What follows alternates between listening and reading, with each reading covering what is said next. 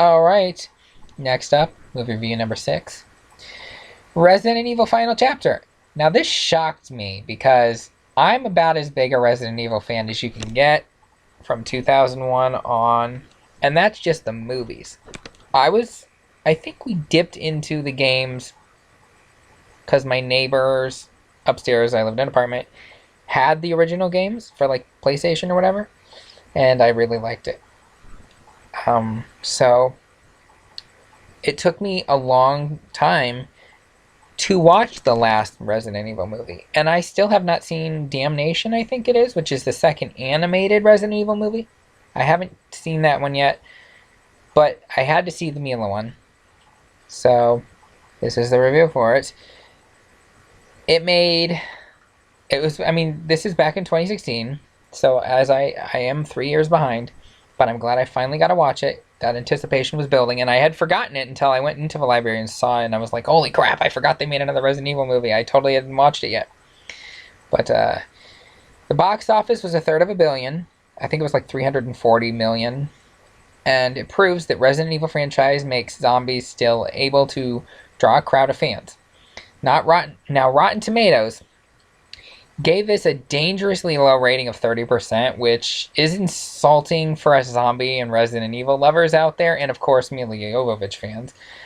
I say dangerous because I never use Rotten Tomatoes, as I believe they never give movies the proper credit, and therefore nobody working for them must be a real person. I think it might be automated or robotic, because have you ever seen a representative for that? Because I haven't. I think they suck.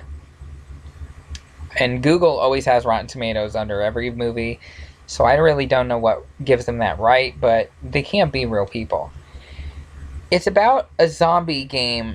I mean, it's about as zombie game a movie can get, and there's nothing wrong with that.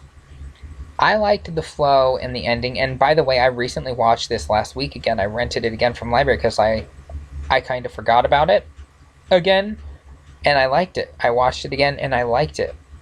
And I think it actually almost made me cry watching it again. I think I don't know if I connected better the second time watching it, but you should definitely watch it once or twice, because watch it once, and if you don't like it, watch it again in a month. Even if you do like it, watch it again in a month or two, because you'll feel differently about Resident Evil when you watch this movie, I guess, because I certainly did the second time around. And I'm not sure why, but I like the flow of it, and I will never say a single bad thing about a Milla Jovovich film, because she's absolutely gorgeous and one of my favorite actors of all time. More so than Emily Blunt, and more so than Bette Davis, because she, one, is still alive, and two, Bette Davis never made a zombie movie. Would she have? I'm sure she would have, if she was in this era, maybe. But basically, she's just one of my favorites of all time. She helped me stop having nightmares decades ago as I rewatched Resident Evil on Cinemax a lot, but I remember back in 2001, it was either HBO or Cinemax where they used to say, don't mean to think if it ain't got that swing to do the trailers. And yeah, back in the old days, like 20 years ago, people. Anyways, that was on TV, and I'm going to fix this again. You can never have typos in these videos, but there it is. Form from again. From form. Whichever. Anyways, from that day on, I never had another bad dream. Ever again. No more nightmares. Period. And I used to have them quite a bit. But Resident Evil helped me. This woman kicked zombie ass. I mean, this woman has kicked zombie ass for 20 years in the movies in just one franchise. That I'm very proud to own, all but this one and Damnation. And or whatever the other one's called. Degeneration and Damnation. I think they're both D's, the animated ones, but I don't own either one of them, and I wish I did. Someday I will.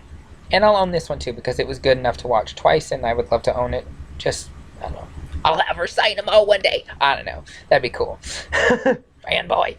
Anyways. This woman's case.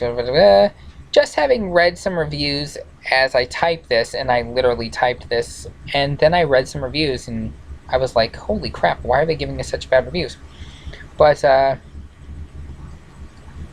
I'm typing this, I'm appalled that people I'm appalled that people, and by people, I mean I'm appalled by people, and when I say people, I mean critics, would say this film is a boring and a walk out of a theater type boring movie, because I would not walk out of a film with Mila in it, period. Or zombies, to be honest, because I like to give it a chance. It wasn't the greatest movie in the six, but it wasn't boring.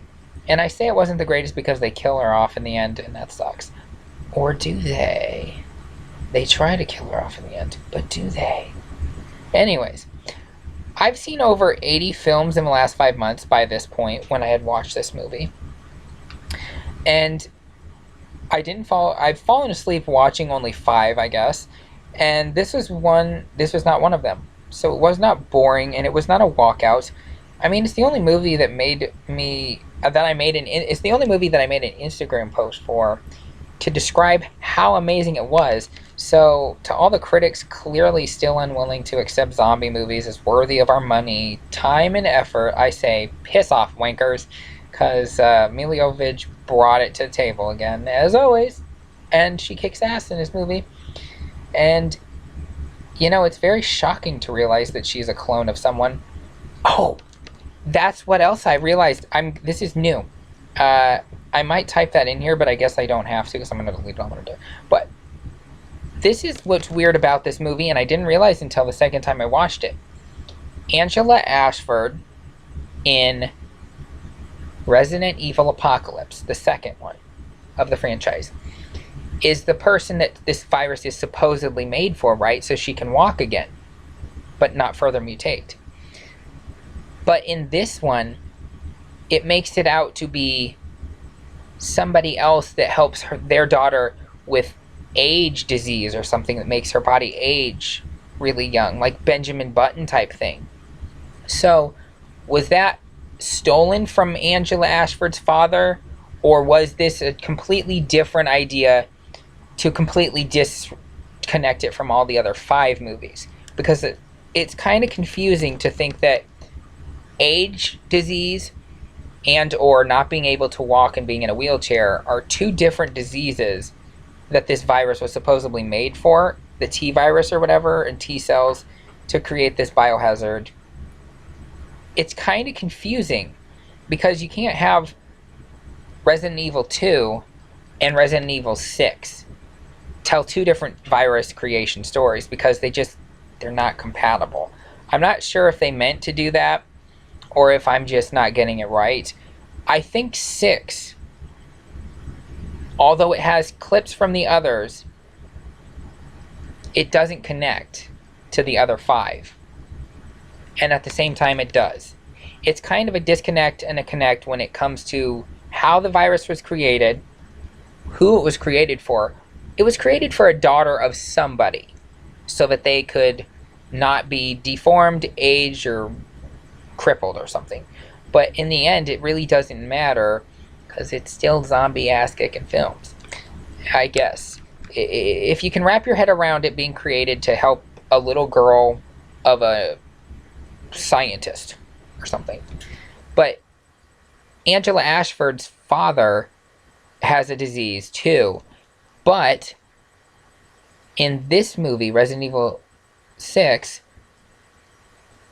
the girl's father doesn't have the disease she has, I don't think. So it's slightly different.